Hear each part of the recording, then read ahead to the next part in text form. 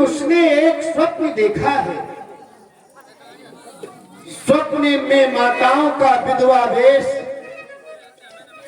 भैया भरत और शत्रुघ्न अपनी सेना सजा करके चित्रकूट की ओर चले आ रहे हैं।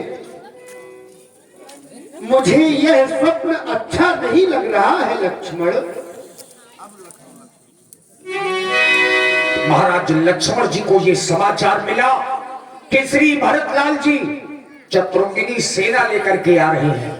हे लक्ष्मण जी सावधान, महाराज भरतलाल जी चतुरंगिनी सेना लेकर के आ रहे हैं।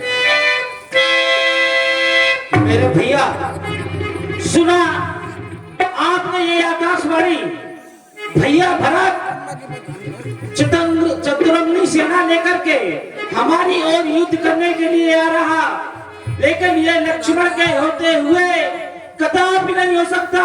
हे भाई सीता क्या दो, ये भाई को समझूंगा मैं, अन्याय न्याय पर चढ़ता है, ये कैसे होने दूंगा मैं। वैसे ही हृदय जल रहा है वो मछली माँ की करतूतों से। क्या दुख है रात छूटने का, पूछे कोई रजपूतों से। इतने में भी वो संतुष्ट नहीं, सेना लेने आता है, असहाय वन में समझ हमें पकड़ने घेरने आता है। आप तो कहते थे कि भैया भरत बहुत अच्छा है, इस सृष्टि में भैया भरत जैसा कोई नहीं है। अरे भाई भाई कैसा भाई, भाई जब था जब निर्मल था, है आस्तीन का साथ। मेरे भैया अगर आप आदेश दें तो मैं ये भैया भरत से युद्ध करने के लिए जाऊं। देखिए आकाशवाणी हुई कि लक्ष्मण जी आपके बल और प्रताप को कौन नहीं जानता, तीनों लोगों में विख्यात हैं आप। लेकिन कभी कभी बिना विचार करके अगर कोई काम किया जाता है तो बाद में पछताना भी पड़ता है। तभी राम जी ने बड़े प्रेम से अपने छोटे भाई को समझाया। आइए ध्यानपूर्वक सुनेंगे। लक्ष्मण, तुम कह रहे हो कि अयोध्या का राज पाकर के भरत को राजमद हो गया है, लेकिन मेरे भाई भरत को अयोध्या का राज तो क्या, ब्रह्मा विष्णु महेश तीनों का पद दे दिया जाए, फिर भी कभी भी उसे राजमद नहीं हो सकता। भरत ही हो ही न राजमद, विधि हरिहर पद पाए, कबहू की कांजी सीकरी शीर सिंधु बिरसाए।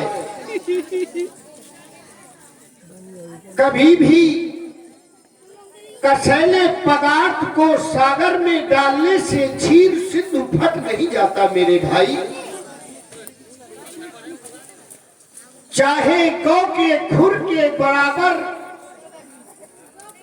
जल में अगस्त जी डूब जाए,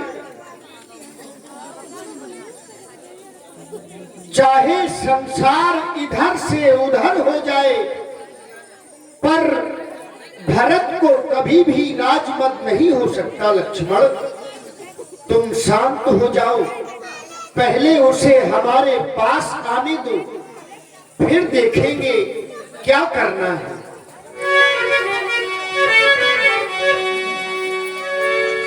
तभी महाराज भरतलाल जी अपनी सेना के सहित राम जी की ओर चले जा रहे हैं और महाराज केवट जी ने एक शिखर से चढ़ करके देखा, भरत चले चित्रकूटे हो रामा राम को मना।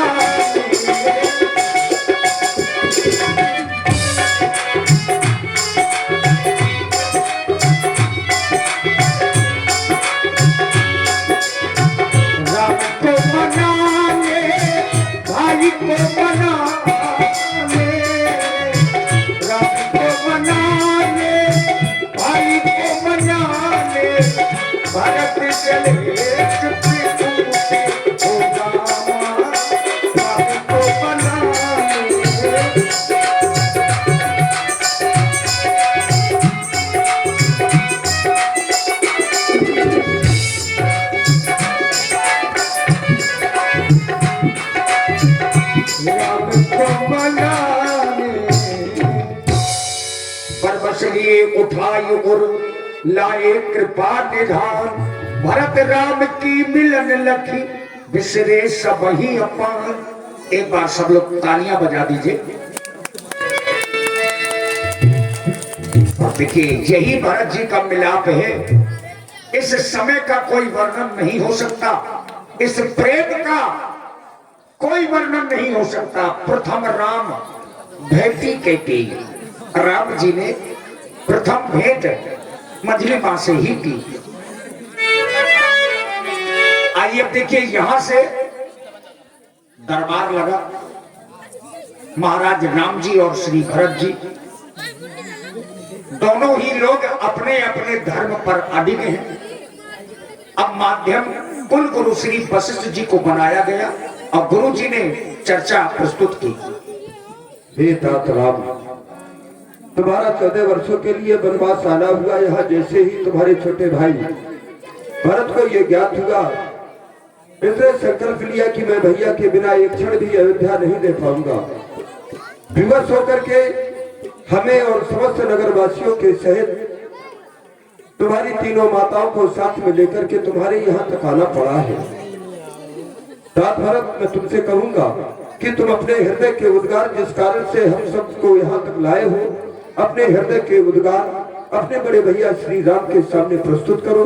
और उन उद्गारों पर मुझे ये विश्वास रहे कि तुम्हारे भैया चिंतन करते हुए जैसा सत्मार्ग होगा उस मार्ग को प्रशस्त करेंगे।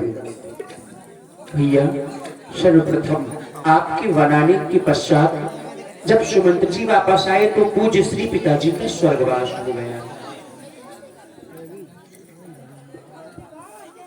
मेरा आपसे यही निवेदन है, अब आप वही कीजिए जिससे जनहित हो। आप वापस अयोध्या की ओर लौट चली भैया। मैं राज तिलक का सारा सामान सजाकर के लाया हूँ, इसमें आपको जो कुछ अच्छा लगे सो स्वीकार करें। क्योंकि भैया, जेठे भ्राता जी, जेठे भ्राता जी के होते ये छोटा नाराज कर सकता है। यदि करता है तो है अधर्म, ये धर्म शास्त्र की आज्ञा है। यदि करता है तो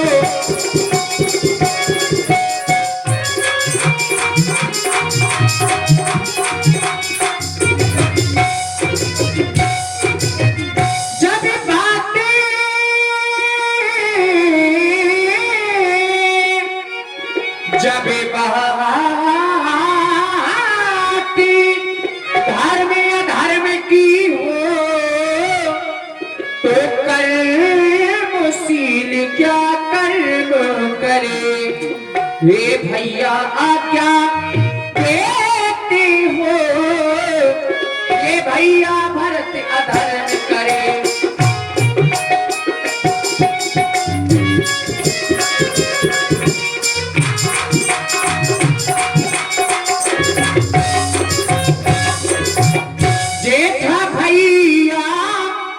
जेठा भैया करेगा राज, धर्म ये कहता है।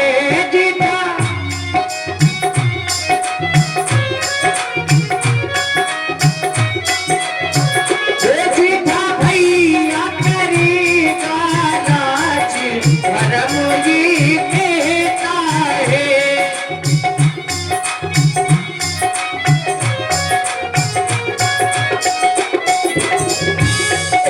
मेरे कारण तुम बने आए, मैं पापी कहलाया।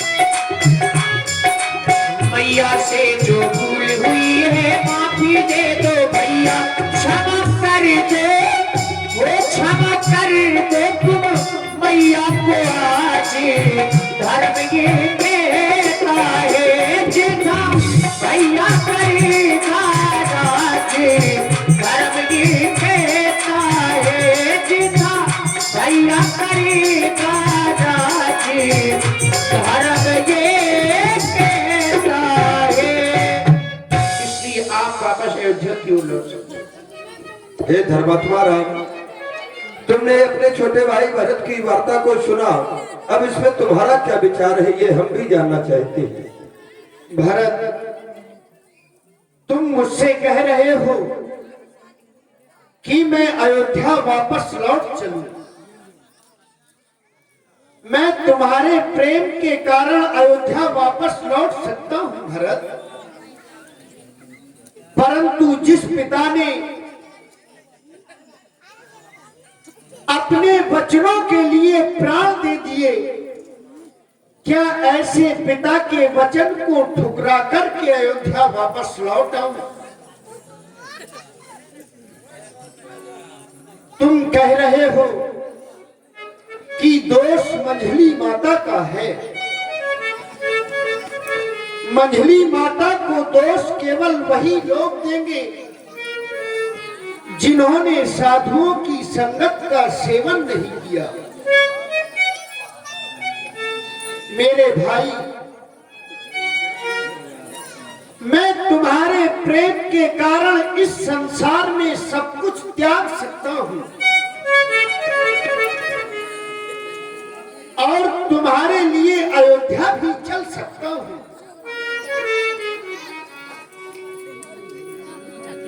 पर भरत, प्रेम का मतलब लेना नहीं, केवल समर्पित रहना ही होता है। मेरी बात को मानो और इस सारी समाज को लेकर के अयोध्या लौट जाओ, क्योंकि ये सब लोग कंदमूल फल का आहार कर रहे हैं, पहाड़ों का जल पी रहे हैं। इनके कष्ट को देख करके मेरा हृदय बड़ा दुखी होता है। गुरुदेव, अब आप जो भी आज्ञा देंगे मैं वही करूंगा। क्यों नहीं, मैंने दोनों की वार्ता को सुना। मैं स्वयं में धर्म संकट में पड़ गया, मेरी बुद्धि काम नहीं दे रही है। एक और तात भरता है कि वो अपने धर्म में अड़िग है कि मैं बिना बड़े भैया के वापस नहीं जाऊंगा।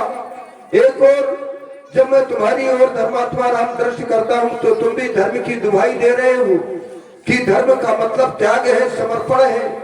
तो आज मैं भगवान शंकर को साक्षी मान करके इस निर्णय पर पहुंचा हूँ और मुझे ये विश्वास है कि तुम दोनों भाई मेरे विचारों से संतुष्ट होकर के अपने अपने धर्म का अनुकरण करोगे, अनुसरण करोगे। मेरा मत ये है कि 14 वर्ष रहो वन में। तुम 14 वर्ष के लिए वनवास हुआ है तो तुम अपने स्थान पर सही हो। 14 वर्ष रहो वन में, तुम 14 वर्ष अयोध्या में इनके प्यारे प्रतिनिधि बनकर 2 समय राज्य की सेवा में।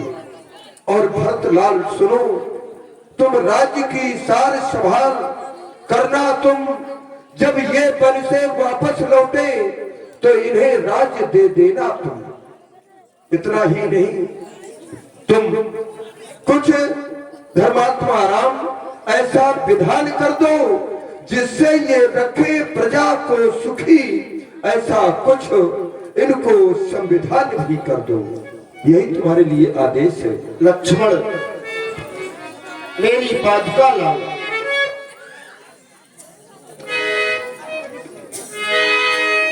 भरत, इन्हें ले जाओ और अयोध्या के राज सिंहासन में रख देना।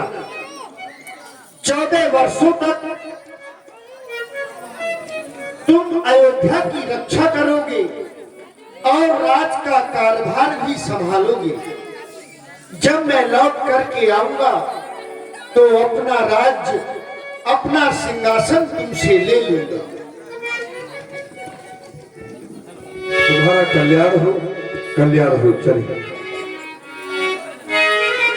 इधर महाराज भरतलाल जी पुनः अयोध्या की ओर लौट चले।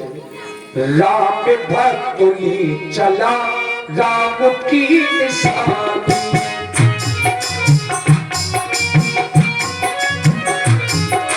शीश पे खराब अखियों में पानी, शीश पे खराब अखियों में पानी, राम भक्त ही चला राम की निशानी, निशानी राम की निशानी।